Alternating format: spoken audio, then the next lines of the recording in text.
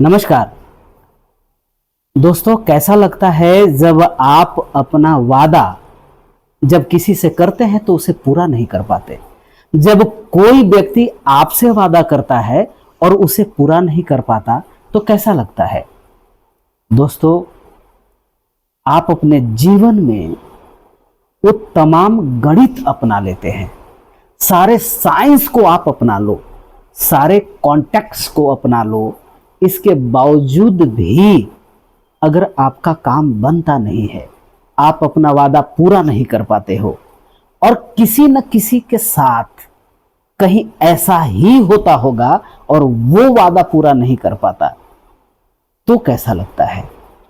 दोस्तों, आज मैं आपको बताने वाला हूं एक ऐसी तीसरी शक्ति के बारे में जिसे सुनकर आप हैरान भी होंगे। यकीन मानिए, आपको बड़ा अच्छा भी लगेगा। मेरा ऐसा कोई उद्देश्य नहीं है कि मैं आपको अंधविश्वास के ओर लेकर जाऊं। मेरा ऐसा कोई इरादा नहीं है कि मैं अंधविश्वास को प्रमोट कर सकूं। लेकिन मैंने जो महसूस किया, जो घटनाएं मेरे जीवन में घटी है ना, विगत 1 महीनों से, वो मैं आपके सामने रखने वाला हूं। आज मैं गवाही देने वाला हूं श्री खाटू श्याम जी की। आपसे निवेदन है कि आप इस वीडियो को अंत तक सुनिएगा जरूर, और जब पसंद आ जाए ना तो आप अपनों के बीच में इसे शेयर जरूर कीजिएगा। बात है पिछले महीने के 19 तारीख को, यानी 19 सितंबर को मैं वडोदरा से जयपुर मीटिंग करने जा रहा था। तो मेरी पत्नी ने कहा, जैसे ही मैं घर से बाहर निकला, अपनी कार में मैं बैठने ही वाला था कि वो मुझे बुलाती है और ये कहती है कि आप जयपुर जा रहे हो।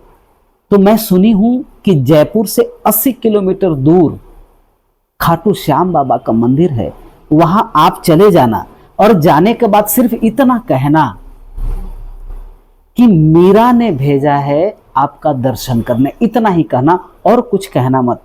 मेरे लिए कुछ लेकर भी मत आना, लेकिन आप जाना जरूर।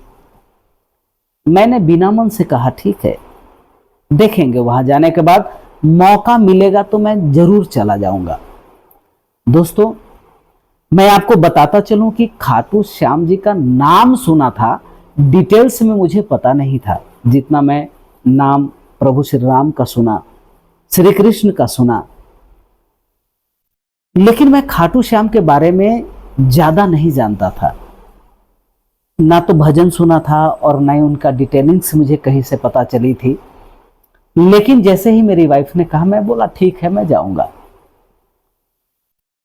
अहमदाबाद जाते हैं। अहमदाबाद से 3 दोस्त और हम 2, यानी एक हमारे साथ इमू जी और मैं, और 3 दोस्त और, संजय जी, पटेल जी और शैलेश जी, यानी कुल मिलाकर 5 लोग हम लोग जयपुर जाते हैं मीटिंग के लिए। रात का सफर होता है, सुबह 5 बजे पहुंचते हैं जयपुर। होटल जाते हैं, फ्रेश होते हैं। इसके बाद सोने का मौका किसी के पास नहीं था। हम लोग रेस्ट नहीं कर पाते, क्योंकि 2 मीटिंग्स पहले से फिक्स थी और हम लोग चले जाते हैं कंपनी में मीटिंग करने। 2 मीटिंग हमारी सक्सेसफुल होती है। मीटिंग करने के बाद जैसे ही वक्त मिलता है, आपस में हम लोग बात करते हैं कि भाई, हमारे घर से भी कहा गया है कि आप खाटू श्याम चले जाओ। आप लोगों में से कोई गए हैं क्या खाटू श्याम? तो चलते हैं। उनमें से 2 लोगों ने कहा कि खाटू श्याम हम गए हैं, चलिए। ठीक है भाई, खाटू श्याम जाने की तैयारी हो गई। वाकई में जयपुर से जहां थे, वहां से 91 किलोमीटर की दूरी पे वो खाटू श्याम का मंदिर है। रिंगस एक जगह है, रिंगस से आगे जाने के बाद खाटू एक गांव है, वहां पे उनका मंदिर स्थापित है। वहां पहुंचते हैं। पहुंचने के बाद दर्शन करने जाते हैं। भीड़ ज्यादा नहीं थी, लेकिन करीब करीब 700 से 800 लोगों की भीड़ थी। सुनने में आया है कि वहां पे काफी लाखों लाख लोग जाते हैं, लेकिन उस दिन भीड़ नहीं होने की वजह से लाइन में बड़े आराम से लगे और आराम से खाटू श्याम का दर्शन होता है। दोस्तों, दर्शन तो हमने कर लिया, जो भी मन में था वो विचार मैंने वहां पे रख दिया। जो संदेशा मेरी पत्नी ने दिया था कि जब वहां जाना तो ये बोलना कि मीरा ने भेजा है दर्शन करने, यही बात मैंने वहां पे उस मूर्ति के सामने कहा। दर्शन हो गया, मार्केट घूम गए। घूमने के बाद वापस हम लोग जयपुर वापस होटल आ जाते हैं, रात को आराम करते हैं। ये सब प्रक्रिया तो हो गई, लेकिन ये सब प्रक्रिया करने से पहले मैं आपको बता दूं कि गया तो था कंपनी का मीटिंग करने, यानी जब 19 तारीख को निकले तो 20 तारीख को सुबह जब पहुंचे तो दर्शन भी 20 तारीख को पिछले महीने यानी 20 सितंबर को हुआ दर्शन खाटू श्याम जी का। ये पूरा प्रक्रिया में दोस्त ऐसा था कि इंटरनल में बड़ा परेशान था, और परेशान इसलिए है कि मैं बिजनेस अभी रिसेंटली 2 सालों से मैं बिजनेस स्टार्ट किया। सुंदरो क्राफ्ट, जयपुर की हैंडीक्राफ्ट्स प्रोडक्ट्स हैं। आप तमाम लोग इसे देख सकते हैं, sundarocraft.com वेबसाइट भी है और अमेजोन पे भी 350 से ज़्यादा प्रोडक्ट लिस्टिंग है। इस सिलसिले में काफ़ी पैसे मुझे पेमेंट्स करने थे, प्रोडक्ट से रिलेटेड, वेबसाइट बनाने वालों से रिलेटेड, जगह जहां हमने लिया है उसका रेंट वगैरह है, और करीब ये 2 सालों से लगातार मैं पेमेंट करता आया हूं अपने बिजनेस को लेकर के। सब जगह पे मान सम्मान बना हुआ है, टाइम पे पेमेंट जाता है, लेकिन मैंने वादा किया था कि भाई आपको पेमेंट जो अभी बना है वो भी मिल जाएगा, लेकिन हो नहीं पा रहा था। खाटू श्याम जाने से पहले मैं परेशान तो था, अंदर बड़ा दुखी था मन। पेमेंट का अरेंजमेंट नहीं हो पा रहा था। मात्र मेरे पास 2 दिन का वक्त बचा हुआ था। 2.5 लाख रुपए से ज़्यादा मुझे पेमेंट करने थे, और पेमेंट करना तो ठीक था, हो सकता है कि भाई 15 दिन बाद भी कर सकते हैं, 1 महीने बाद भी कर सकते हैं, तो कोई ऐसी कोई प्रॉब्लम्स नहीं थी। बट एक प्रॉब्लम्स था, ये मेरा प्रॉब्लम्स है कि मैं अगर वादा किया कि ये टाइम पे मैं आपको ये काम करूंगा, तो वो काम करने में मैं बिलीव करता हूं। अगर मुझसे नहीं हो पाता है तो मैं बहुत दुखी हो जाता हूं, मेरा मन बहुत दुखता है, बहुत दर्द होता है। मैं परेशान ही था, और मीटिंग भी करनी थी, और 4 लोग मेरे साथ और भी हैं, उनका पूरा खर्चा भी देखना है, वो कहाँ रहेंगे, कैसे खाएंगे, क्या उनका मन पसंद है, तो ये तमाम चीज़ों का ख्याल भी रखना है, और बहुत ज़्यादा फंड भी नहीं है, तो परेशान था, देना भी है पेमेंट। मैंने सारे सोर्सेस को ट्राई कर लिया। मैं कभी किसी के जीवन में काम आया था पेमेंट से संबंधित, मैं उन तमाम लोगों को ट्राई कर लिया, लेकिन कहीं से भी सकारात्मक रिजल्ट नहीं आया। सारे सोर्स लगा लिए, परेशान था, पेमेंट कहीं से भी आने का कोई उम्मीद ही नहीं था। अब मन दुखी इसलिए था कि मुझे पेमेंट करना है, 2 दिन ही टाइम बचा है, यानी हम बाबा खाटू श्याम का दर्शन 20 तारीख को करते हैं, 22 तारीख को पेमेंट करना है, 21 तारीख को वापस आते हैं वडोदरा जहां से हम गए थे। आने के बाद सारे प्रयास करने के बाद हम थक जाते हैं कि ठीक है भाई यार, जब 22 तारीख को पेमेंट करना होगा तो जवाब देंगे कि भाई 5 दिन 10 दिन या 15 दिन का समय दो, जब पेमेंट आएगा आप लोग को, अभी तक तो करते आए हैं, आपको कर ही देंगे। लेकिन ये हमसे बुलाएगा नहीं, और इसकी वजह से मैं बहुत ज़्यादा परेशान था। घर आने के बाद वैसे भी सफ़र से आया था तो थका हुआ था और सो गया। सोने के बाद किसी का भी कॉल्स उठाने का मन नहीं कर रहा था, किसी से बात करने का मन नहीं कर रहा था, क्योंकि जितना भी करना था 1-2 दिन पहले मैंने कर लिया, लेकिन कहीं से भी सकारात्मक रिजल्ट नहीं आया। एक कॉल आता है 22 तारीख को सुबह में 9:30 बजे।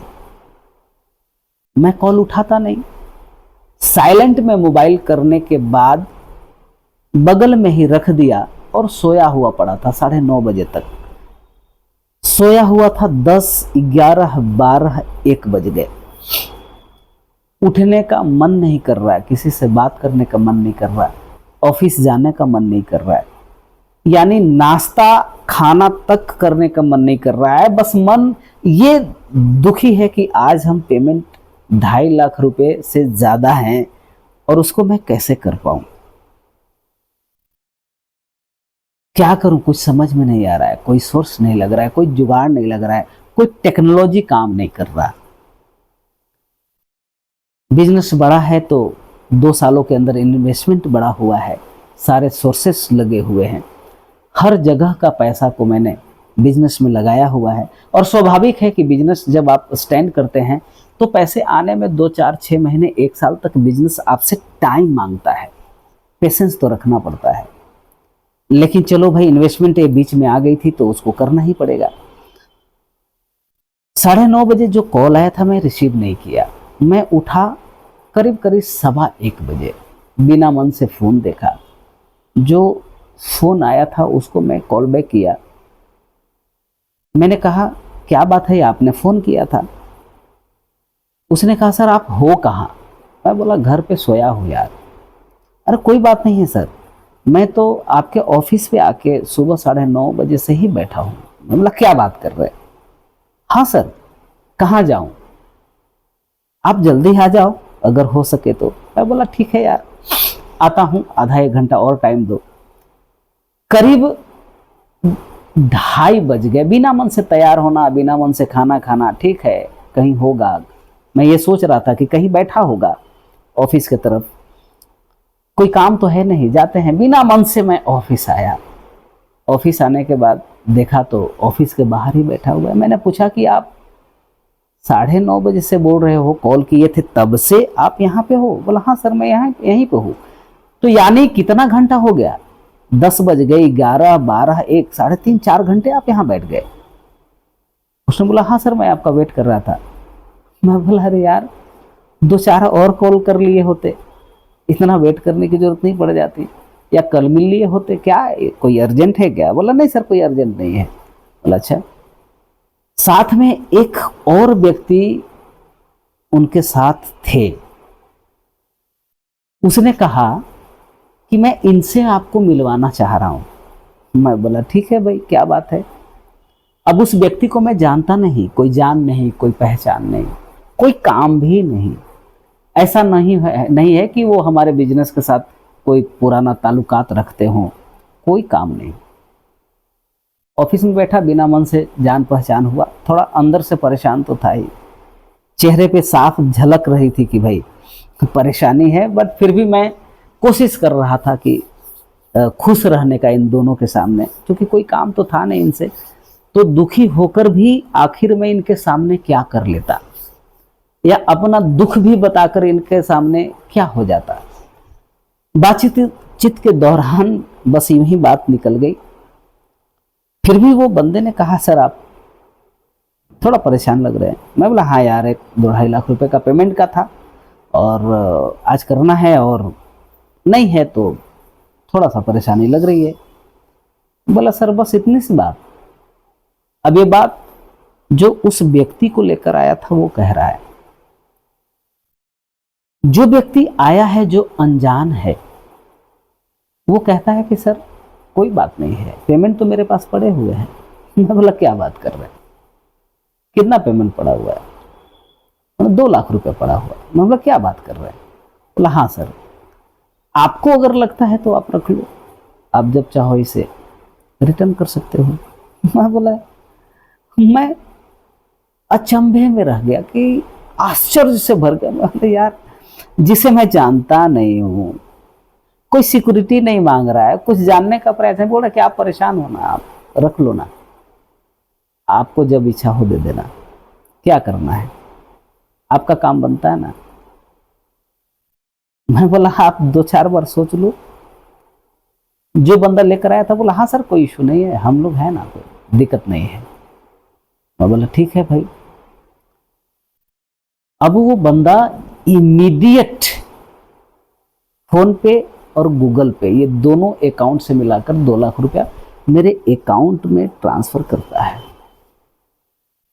दोस्तों, मैंने जो वादा किया था वो मैंने उस दिन पूरा किया, लेकिन ये बात नहीं समझ में आ रही थी कि आखिर जिसे मैं जानता नहीं, कोई प्लानिंग नहीं, कोई बातचीत नहीं, वो सुबह 9:30 बजे से मेरी ऑफिस में आकर बैठा है और वो मेरी परेशानी को हल करता है बिना जान पहचान के, और मैं कोई रिस्पॉन्सिबिलिटी नहीं ले रहा था। 9:30 बजे से मैं बिना मन से यहां पर आया, बिना मन से कोई रिप्लाई नहीं दिया इनको, और बिना मन से ही सारी बातें हो रही थी। यहां तक कि बैठा है तो बिना मन से ही बातें हो रही थी, कुछ लेना देना तो था नहीं। लेकिन आज का जो समस्या है इन्होंने ही हल कर दिया। बात समझ में आई कि आखिर ये पॉसिबल हुआ कैसे।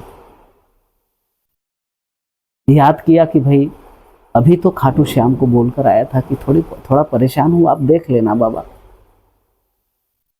आपके दरबार में हम आए हैं तो थोड़ा देख लेना। और बाबा ने तो सुबह 9:30 बजे से ही ऑफिस में, जबकि मेरी ऑफिस बंद है, वहां पे भेज के रखा है 2 लाख रुपया एक बंदे को देकर, जाओ मेरा बच्चा परेशान है उसको दे दो। मैंने बाबा को वादा किया था कि बाबा जिसने भी मुझे आपके पास भेजा है ना, मैं उनको साथ में लेकर आऊंगा। ऐसा संजोग बना कि 20 तारीख को, पिछले 20 तारीख को मैं बाबा का दर्शन किया था, और अचानक ऐसा संजोग बनता है कि फिर से मैं 19 तारीख को वडोदरा से निकलता हूं पूरे परिवार को लेकर, और 20 तारीख को ही जाकर दर्शन करता हूं। जबकि न्यूमेरिकल मुझे थोड़ा सा प्रॉब्लम है कि जल्दी से वो डेट वगैरह याद नहीं होता या कोई प्लानिंग नहीं, अनप्लान में गया और बाबा का दर्शन करके पूरा परिवार के साथ, यानी रात को, यानी सुबह 5 बजे पहुंचाऊं, पूरी रात गाड़ी चली, सुबह 5 बजे पहुंचाऊं, और अभी आज जो तारीख है, आज के डेट में यानी 23 तारीख है आज, और मैं अभी शाम को ये वीडियो बना रहा हूं आपके लिए। दोस्तों, मेरा ऐसा इरादा नहीं है कि मैं कहीं और आपको भेजूं, लेकिन ये विगत पिछले 20 तारीख से लेकर ये 20 तारीख के अंदर इतने अनुभव हुए हैं बाबा खाटू श्याम को लेकर कि मैं आपको जब बताऊं तो ये वीडियो 2-4 घंटे का हो जाएगा। सारे काम होते हैं, एफर्ट्स लगाते हैं। ऐसा नहीं है कि आपको कर्म नहीं करना है, ऐसा नहीं है कि मैं बैठ गया, सब बाबा करते हैं। बस मेहनत तो कर रहा हूं, काम तो कर रहा हूं, एफर्ट्स तो लगा रहा हूं, टीम भी है, टेक्निकल टीम भी है, सब कुछ सोच और समझकर कर्म भी कर रहा हूं। लेकिन जो फल होना चाहिए वो बाबा देते जा रहे हैं, हल होता जा रहा है, समस्या का समाधान होता जा रहा है बड़ा आसान तरीके से। जैसे उन्होंने वो समस्या का समाधान किया कि भाई मैं परेशान था वो तमाम चीज करके, लेकिन सॉल्यूशन नहीं था इन शॉर्ट टाइम के लिए, वो पता नहीं कैसे हो गया। इसको अब क्या बोलेंगे आप क्या कहेंगे, ये कैसे संभव हुआ? न कोई लेना था, न देना था, न जान न था, न पहचान था, वो पेमेंट देके चला जाता है, मेरा काम भी हो जाता है, मैं उसका पेमेंट उसको वापस भी कर देता हूं, हो गया काम। तो दोस्तों, मेरी एक आग्रह आपसे है, आप साइंस को मानो, आप अपना कर्म करो, आप कर्म करने में कोई कोताही ना करो, लेकिन एक बार बाबा के दरबार में जाकर हाजिरी लगा कर आओ, बड़ा सुकून मिलता है। जब ये 20 तारीख को गया तो मुझे वापस आने का मन नहीं कर रहा था, ऐसा लग रहा था मैं हमेशा हमेशा के लिए उसी खाटू श्याम की नगरी में बस जाऊं, रह जाऊं। वक्त मिलेगा, बाबा का कृपा और होगा तो मैं वहां पे ही अपना आशियाना पूरे परिवार के लिए बनाऊंगा। आज मैं आपसे ये कहता हूं, जब फिर कभी वीडियो में बनाऊंगा, बाबा ये मेरी जो इच्छाएं हैं वो पूर्ण कर देंगे, वहां पे मेरा आशियाना हो जाएगा। तो मैं उसी आशियाने से वीडियो बना करके आप तमाम लोगों तक के लिए पोस्ट करूंगा। तब तक के लिए जय खाटू श्याम, नमस्कार।